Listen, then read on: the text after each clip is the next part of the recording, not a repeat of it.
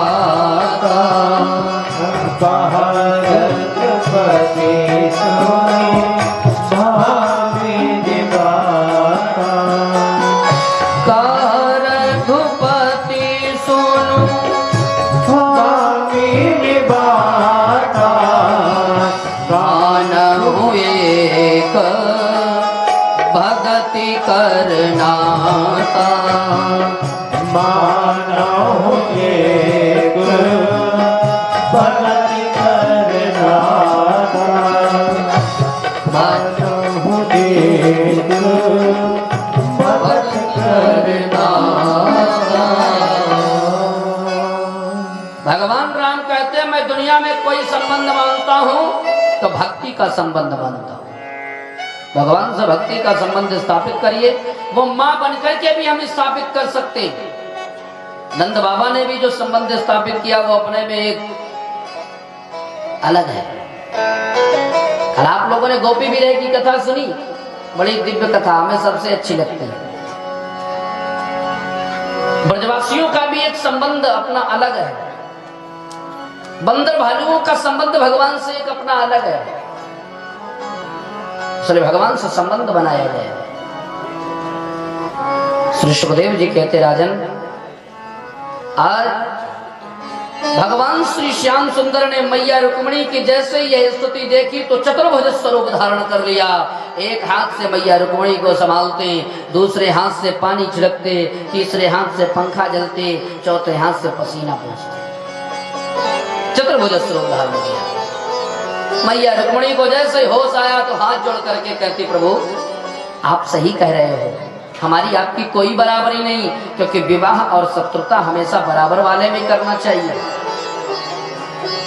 ना तो मैं आपके समान पढ़ी लिखी हूं, ना तो आपके समान अवस्था में हूं, क्योंकि आप अवस्था से परे हैं, आप अजन्मा हैं, आप अखंड हैं, अनंत हैं, इसलिए मैं आपकी बराबरी नहीं कर पा रहा हूं। मैं ना तो आपके समान सुंदर हूं, क्योंकि आप त्रिभुवन सुंदर कमनीय हैं, आप तीनों लोकों में सबसे ज्यादा सुंदर हैं। जरा विचार करिए, ये मैया रुक्मिणी का गृहस्थाश्रम है, और आजकल की कोई मैया होती तो 10 दिन रोटी नहीं मिलती। ये मैया रुक्मिणी का गृहस्थाश्रम है। कितनी दिव्य बातें कही मैया ने। मैया ने कहा सुनो प्रभु, आप कह रहे थे कि हम इस समुद्र में रहते हैं, अच्छा ईमानदारी से बताना गोविंद, आप किस भक्त के हृदय समुद्र में नहीं रहते? आप तो भक्तों के हृदय समुद्र में रहते हैं। भगवान को निरुत्तर कर दिया मैया ने।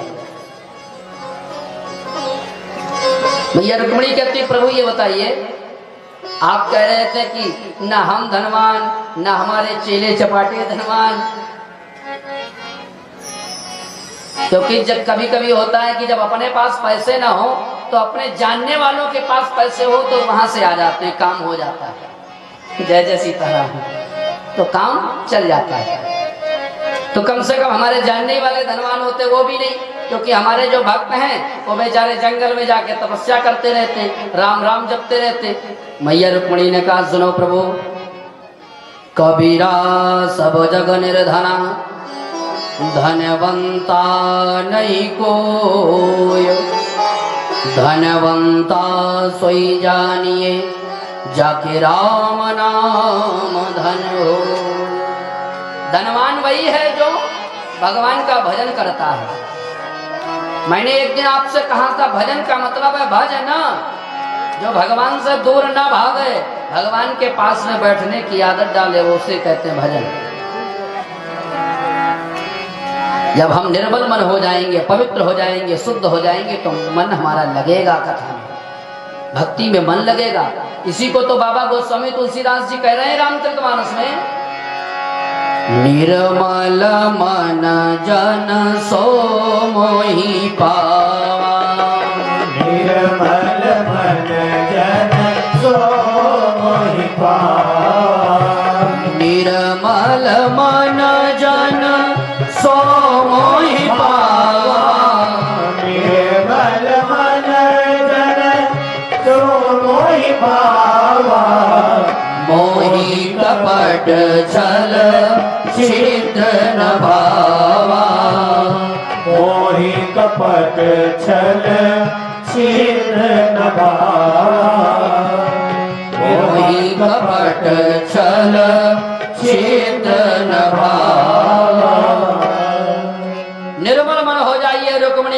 तरीके से विशुद्ध हो जाइए, भगवान चारों हाथों से उठा लेंगे। भगवान चारों हाथों से हमारी सेवा करने के लिए तत्पर हो जाएंगे। इस मानस की चौपाई में बड़ा सुंदर अर्थ छिपा हुआ है। भगवान कहते हैं, मोही कपट चल छिद्र न भावा। मुझे कपट नहीं पसंद, छल नहीं पसंद, छिद्र नहीं पसंद। आप कपट समझ गए होंगे, छल समझ गए होंगे, लेकिन ये छिद्र क्या होता है? हमारे संतों ने लिखा, ध्यान दीजिए, हमारे घरों में दो चीजें होती हैं, एक सूप और एक चलनी। माताएं जानती होंगी। क्यों माताओं, सूप जानती हो आप? जानती माताएं कह रहे हम नहीं जानती, यहाँ पर ही जानो। हाँ, पछोड़ते हैं। मैया ने कहा हाँ पछोड़ते हैं। और चलनी का काम क्या होता है? चालना। जब हम आटा चालते हैं तो आटा नीचे गिर जाता है और भूसी चलनी में रह जाती है। अब जब सूप में गेहूं पछोड़ते हैं तो क्या होता है? गंदगी बाहर चली जाती है और गेहूं सूप में रह जाते हैं। मानो भगवान कहना चाहते हैं, मुझे चलनी प्रवृत्ति वाला व्यक्ति नहीं चाहिए, सूप प्रवृत्ति वाला व्यक्ति चाहिए। हर चीज में कमी निकालने वाला व्यक्ति मुझे पसंद नहीं है। कुछ लोगों की आदत होती है कि वो चाहे जितना बढ़िया काम हो उसमें कमी जरूर निकालेंगे। लेकिन भक्तों को, संतों को इस बात पर चिंता नहीं करनी चाहिए। दुनिया है, अच्छा करोगे तो भी कहेगी, बुरा कहोगे तो भी करेगी। ऐसा कहना, सोचना चाहिए कि मेरा गोविंद कुछ ना कहे, मेरा गोविंद प्रसन्न रहे। मीराबाई ने तो अपने गोविंद को प्रसन्न किया। मेवाड़ की सब संपत्ति छोड़ करके वह गिरधर गोपाल को ही हो गई। मैंने एक दिन आपको 4 लाइनें सुनाई थी कि गुड़ से निकली हर वस्तु सीरा नहीं होती, कोयले से निकली हर वस्तु हीरा नहीं होती। इस जग में नारियां तो अनेकों हैं, पर हर नारी मीरा नहीं होती। इसलिए हमें सूप प्रवृत्ति का बनना है, ना कि चलनी प्रवृत्ति का। कबीरदास जी से पूछा गया हमें कैसा बनना चाहिए, तो कबीरदास जी ने कहा कि सार सार कहाँ गहे रहे, थोथा दे उड़ाए, और साधु ऐसा चाहिए जैसा सूप सुभाए। सारग्राही बनिए, किसी की कमी मत निकालिए। जय हो। किसी की कमी मत निकालिए। मैंने पहले दिन की कथा में आपको बताया था, गोकर्ण ने अपने पिता आत्मदेव से कहा, अन्यस्य दोष, दूसरों के दोषों को मत देखिए, दूसरे की कमी मत निकालिए। आज भगवान श्री श्याम सुंदर ने मैया रुक्मिणी से कहा, कोई बात नहीं, चिंता मत करो, हम तो ऐसे ही हंसी मजाक कर रहे थे। मैया रुक्मिणी ने कहा, प्रभु ऐसा हंसी मजाक अब कभी मत करना। भगवान श्री श्याम सुंदर की ये दिव्य कथा आगे बढ़ती है। भगवान ने जरासंध का वध करवाया, उसके पुत्र सहदेव को राजगद्दी प्रदान कराई, राजसूय यज्ञ संपन्न करवाया पांडवों का, और उस राजसूय यज्ञ में शिशुपाल का वध किया गया। शिशुपाल को भगवान ने मुक्ति दी है। जय विजय 3 स्वरूपों में, 3 अवतारों में आए हैं, 3 जन्म लेकर के प्रकट हुए हैं। पहले जन्म में हिरण्याक्ष हिरण्यकशिपु, दूसरे जन्म में रावण और कुंभकर्ण, और तीसरे जन्म में शिशुपाल और दंतवक्र। भगवान जब राजसूय यज्ञ करा करके वापस आ जाते हैं तो दंतवक्र का वध होता है, सालों का वध होता है। इसके बाद हम लोग एक बड़ी सुंदर कथा की ओर चल रहे हैं, जिस कथा की सभी को प्रतीक्षा है। पौंड्रक के वध के बाद में, काशीराज के वध के बाद में, भगवान श्री श्याम सुंदर सुतदेव ब्राह्मण के पास जाते हैं और मिथिला में महाराज जनक से मिलते हैं, दोनों से एक साथ मिलते हैं। और इसके बाद में बलराम जी के द्वारा द्विविध वानर का वध होता है। बलराम जी के भी चरित्रों का गायन होता है। बलराम जी महाराज नैमिष आते हैं। नैमिषारण्य में सूत जी का वध हो जाता है उनके हाथ से, धोखे से। तो वहीं पर दूसरे सूत जी को स्थापित किया जाता है। जो पहले के सूत जी थे वो उग्रश्रवा के पुत्र सूत जी थे, जो अब इस समय स्थापित हैं वो रोमहर्षण सूत हैं। श्रुत गद्दी पुनः प्रारंभ हो जाती है। बलराम जी महाराज ने नैमिषारण्य में प्रत्येक अमावस्या को बलबल नाम का दैत्य आता था, वह संपूर्ण यज्ञ को विघ्न में उसमें विघ्न डाल देता था, उसे खंडित कर देता था। तो उस बलबल दैत्य का भी बलराम जी ने वध किया। ये बलबल दैत्य बिलग्राम के पास में रहता था, इसीलिए इसे बिलग्राम कहा जाता है। वह हर अमावस्या को नैमिषारण्य जाता था। बलराम जी के दिव्य चरित्रों का गायन करते हुए आइए हम लोग उस दिव्य भक्त की कथा की ओर चलेंगे, जिस कथा की आज आवश्यकता है संपूर्ण समाज को। इससे पहले आइए हम सभी लोग 2 बार भगवान के नाम का संकीर्तन करें, तत्पश्चात चलते हैं कथा की ओर। सभी लोग दोनों भुजाओं को ऊपर उठा करके प्रेम से जय घोष करेंगे। बोले द्वारिकाधीश महाराज की जय हो। और भक्त कहता है, मेरे बाके बिहारी लाल तू इतना ना करियो सिंगार, नजर तो है लग जाएगी प्यारे, नजर तो है लग जाएगी हे मोहन, नजर तो है लग जाएगी। मेरे बाके बिहारी लाल, मेरे बाके बिहारी लाल तू इतना ना करियो श्रृंगार, नजर तो है लग जाएगी हो प्यारे, नजर तो है लग जाएगी प्यारे, नजर तो है लग जाएगी मोहन, नजर तो है लग जाएगी। मैं अपने भाइयों से भी निवेदन करूंगा, लज्जा संकोच छोड़ करके तालियों की सेवा करें। हम भगवान के दरबार में बैठे हैं। हरि बोल।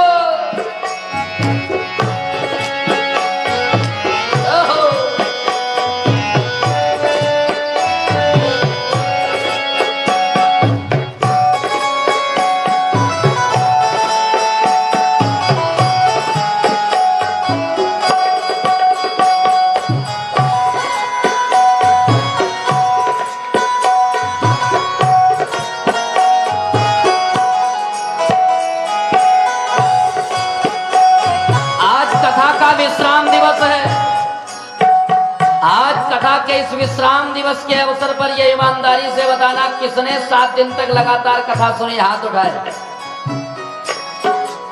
यजमान जी ने तो सुनी है। अच्छा, इधर भी सब लोग हैं। कुछ लोग आज ही आए हैं, बेचारे सोच रहे थे मौसम भी गड़बड़ था और जाना है, यही है। कोई बात नहीं, अंत भला तो सब भला। और मैं निवेदन करना चाहूंगा कि इस कथा के माध्यम से अगर एक भी व्यक्ति सुधर गया तो मेरा कथा कहना सार्थक हो जाएगा। सभी लोग दोनों हाथ ऊपर उठाएं। बांके बिहारी लाल की कृपा बरसाए रखना, कृपा बरसाए रखना, कृपा बरसाए रखना, मुझे तेरा ही सहारा महारानी, जय हो। तेरा ही सहारा महारानी, कृपा बरसाए रखना, कृपा बरसाए रखना, महारानी, कृपा बरसाए रखना, कृपा बरसाए रखना।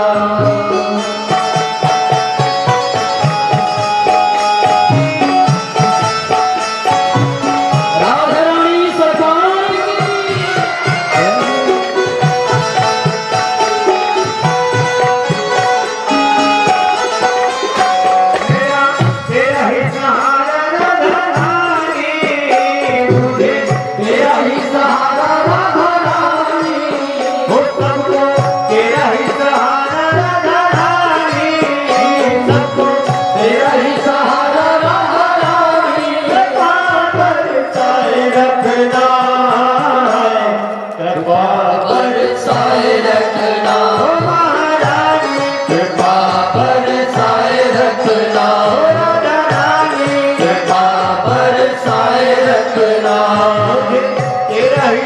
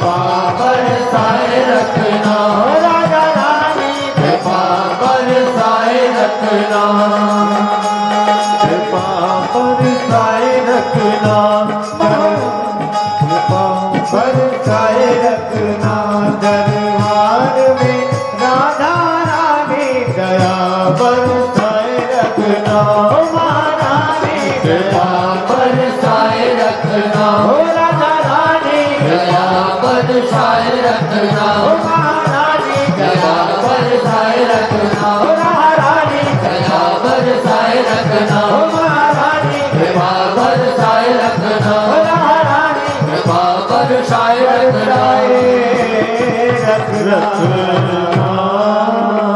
बोले राधे रानी सरकार की जय हो। श्री सुखदेव जी कहते राजन, दशम स्कंद की कथा में मैं आपको एक ऐसे भक्त की कथा सुनाने जा रहा हूं जिस भक्त के सामने भगवान ने अपने आंखों के आंसुओं के माध्यम से समाज को यह शिक्षा दी कि भक्त कोई भी हो, भक्त होना चाहिए और वो अगर मुझे समर्पित है तो मैं भी उसको पूर्ण समर्पित हूं। भक्त के सामने भगवान झुकते हैं, भगवान को झुकना पड़ता है। श्री सुखदेव जी लिखते हैं, कृष्णस्यासीत् सखा कश्चित् ब्राह्मणो ब्रह्मवित्तमः इन्द्रियार्थेषु विरक्तः प्रशान्तात्मा जितेन्द्रियः।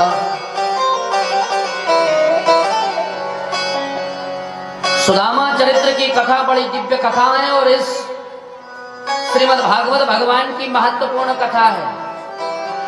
लेकिन आज के कुछ लोगों ने सुदामा जी महाराज को बड़ा ही दूसरे तरीके से प्रस्तुत करने का प्रयास किया। हम लोग सुदामा जी महाराज के चरित्र को जितना जानते हैं और जितना कह पाते हैं उससे भी अनंत गुना बड़ा है सुदामा चरित्र। सुदामा कितना महान है इस बात से सिद्ध होता है कि हम सभी जन सुदामा की कथा न सुनकर के सुदामा चरित्र सुनते हैं। इसीलिए कहा जाता है सुदामा चरित्र। और इस भक्त का भागवत जी में नाम नहीं है। व्यास जी महाराज लिखते हैं, कृष्णस्यासीत् सखा कश्चित्। भगवान का कोई एक मित्र था, ब्राह्मण था, ब्रह्म रूपी धन था उसके पास। हमारे पास पुत्र रूपी धन हो चाहे ना हो, रुपया पैसा हो चाहे ना हो, लेकिन परमात्मा रूपी धन, नाम धन अवश्य होना चाहिए। कुछ लोग तो नाम इतना जपते हैं भगवान का, कथा में भी बैठे रहते हैं तो उनका अंतर्मन श्री राम जय राम किया करता है। वह नाम धनी होते हैं। श्री सुखदेव जी कह रहे राजन, यह ब्राह्मण देवता इंद्रियार्थेषु विरक्तः, इंद्रियों के अर्थों से विरक्त है। इंद्रियों के अर्थ क्या है? जैसे आंख का काम है देखना, तो सुदामा जी महाराज कभी भी कोई विकार युक्त चीज नहीं देखते। कान का काम है सुनना। सुदामा जी महाराज जब भी सुनते हैं तो भगवान की कथा सुनते हैं। वो जहां बैठते हैं वहीं कथा शुरू हो जाती है। हम लोगों को भी यही करना चाहिए कि जहां बैठे वहीं कथा शुरू हो जाए। ये नहीं कि कथा में बैठे और व्यथा शुरू हो जाए। मैं बार बार कहता हूँ, कुछ लोगों का आदत होती है जहां बैठते हैं वहां बातें, घर में बैठे तो बातें, स्टेशन पर बैठे तो बातें, ट्रेन में बैठे तो बातें, अस्पताल में बैठे तो भी बातें। ये बातें कभी नहीं खत्म होती। और वही लोग कथा में भी बातें, इंद्रियार्थेषु विरक्तः, इंद्रियों के विषयों से विरक्त हैं, बड़े ही शांत स्वभाव और संतोषी महात्मा है, संतोषी ब्राह्मण है।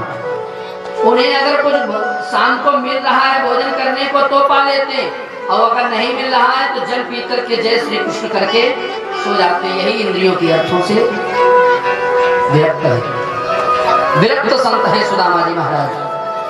और प्रशांतात्मा जितेंद्रियः, सुदामा जी महाराज प्रशांत आत्मा है, बड़ी उच्च कोटि की उनकी आत्मा। साधना करेंगे हम जितना जितना शुद्ध और पवित्र रहेंगे, हमारी आत्मा उतनी ही ऊंचाइयों तक पहुंचेगी, हम उतने ही दिव्य होते चले जाएंगे। प्रशांत आत्मा जितेंद्रियः। और इसके बाद में सुदामा जी महाराज जितेंद्रिय भी हैं। सुदामा जी महाराज की पत्नी है जिनका नाम है सुशीला।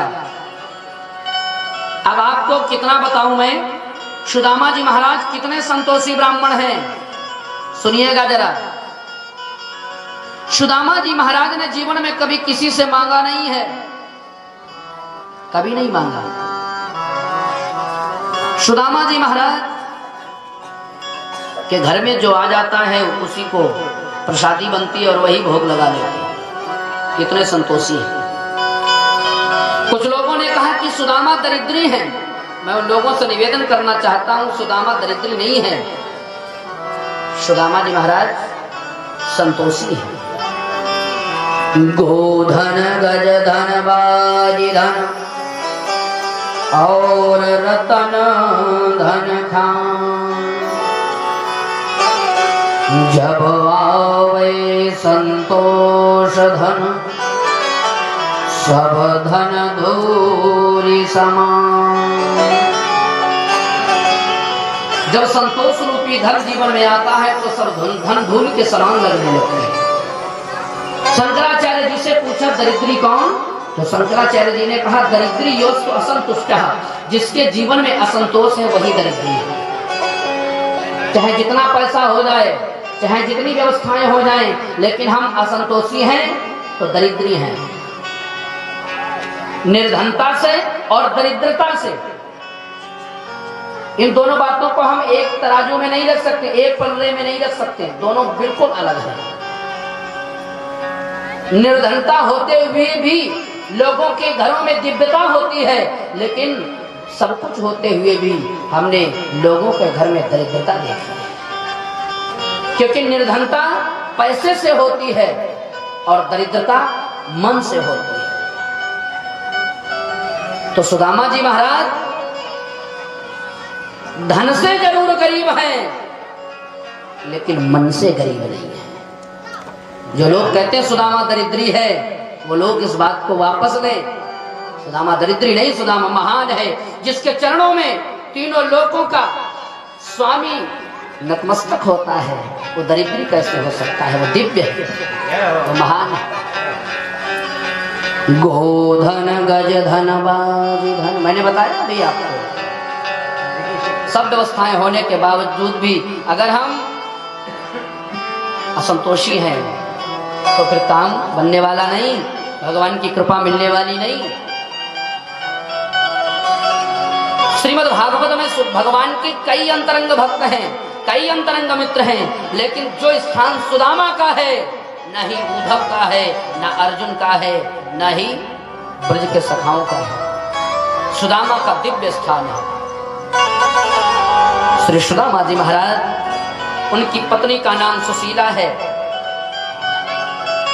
कौमुदी भी आया, कौमुदी माने प्रकाश। जब यह जीव सुदामा की तरीके से संतोषी हो जाता है, तब उसके घर में कौमुदी अर्थात प्रकाश आता है। इसलिए प्रकाश अगर लाना है, ज्ञान अगर लाना है, तो सुदामा की तरीके से अपना चरित्र संतोषी बनाना चाहिए। श्री सुखदेव जी कहते हैं सुदामा जी महाराज के 4 पुत्र हैं, ऐसा संत गण कहते हैं। भागवत जी में ऐसी कोई चर्चा नहीं।